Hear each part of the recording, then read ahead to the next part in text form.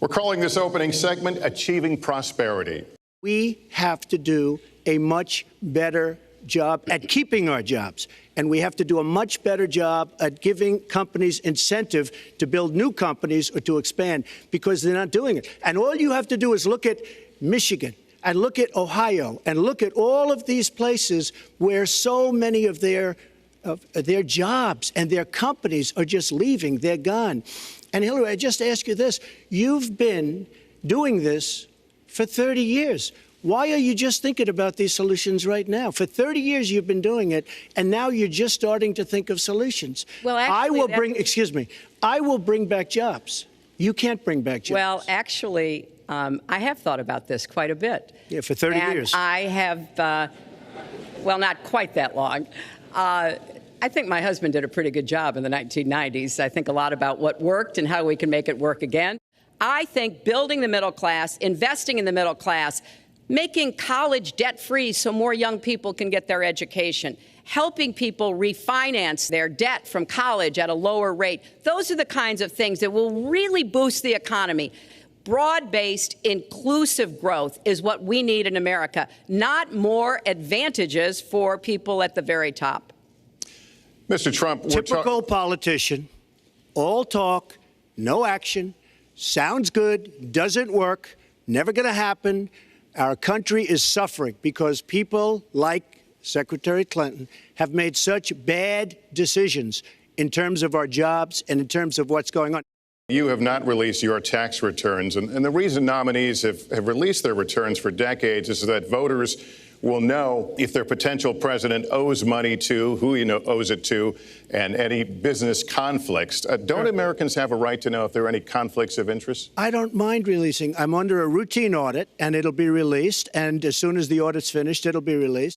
You're perfectly free to release your taxes during an audit. And so the question, does the public's right to know outweigh your personal? Well, I told you, I will release them as soon as the audit. Look, I've been under audit almost for 15 years. I will say this. I will release my tax returns against my lawyer's wishes when she releases her 33,000 emails that have been deleted. As soon as she releases them, I will release my tax returns. So you've got to ask yourself, why won't he release his tax returns? And I think there may be a couple of reasons. First, maybe he's not as rich as he says he is. Second, maybe he's not as charitable as he claims to be. Third, we don't know all of his business dealings, but we have been told through investigative reporting that he owes about $650 million to Wall Street and foreign banks. Or maybe he doesn't want the American people, all of you watching tonight, to know that he's paid nothing in federal taxes, because the only years that anybody's ever seen were a couple of years when he had to turn them over to state authorities when he was trying to get a casino license, and they showed he didn't pay any federal income tax. So if he's paid zero, that means zero for troops, zero for vets, zero for schools or health. We're just opening up on Pennsylvania Avenue, right next to the White House. So if I don't get there one way, I'm going to get to Pennsylvania Avenue another. But we're opening the old post office under budget, ahead of schedule, saved tremendous money. I'm a year ahead of schedule. And that's what this country should be doing. We build roads and they cost 2 and 3 and 4 times what they're supposed to cost. We buy products for our military and they come in at costs that are so far above what they were supposed to be because we don't have people that know what they're doing. We move into our next segment talking about America's direction, and let's start by talking about race. The African-American community, look, the community within the inner cities has been so badly treated. They've been abused and used in order to get votes by Democrat politicians. You look at the inner cities, and I just left Detroit, and I just left Philadelphia, and you've seen me. I've been all over the place. You decided to stay home, and that's okay. But I will tell you, I've been all over, and I've met some of the greatest people I'll ever meet within these communities, and they are very, very upset with what their politicians have told them and what their politicians have done. I think Donald just criticized me for preparing for this debate. And yes, I did. And you know what else I prepared for? I prepared to be president. And I think that's a good thing. Mr. Trump, you had supported the war in Iraq before the invasion.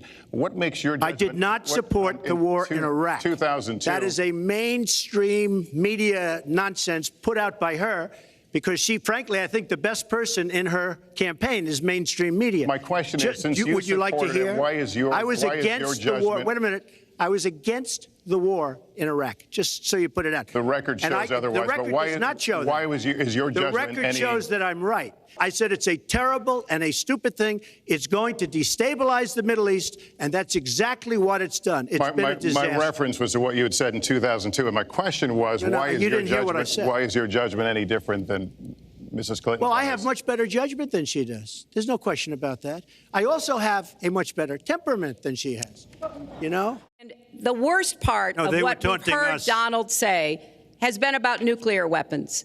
He has said repeatedly that he didn't care if other nations got nuclear weapons, Japan, South Korea, even Saudi Arabia.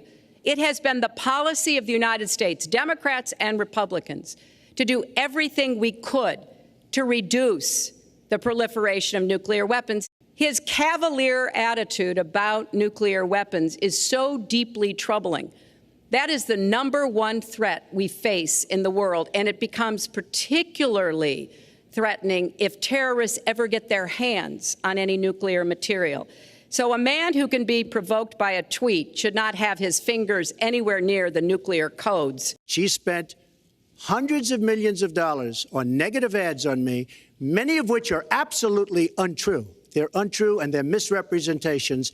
And I will tell you this, Lester, it's not nice. And the only gratifying thing is I saw the polls come in today, and with all of that money, over $200 million is spent, and I'm either winning or tied, and I've spent practically nothing. One of you will not win this election. So my final question to you tonight, are you willing to accept the outcome as the will of the voters? Secretary Clinton? Well, I support our democracy. I hope the people out there understand this election's really up to you.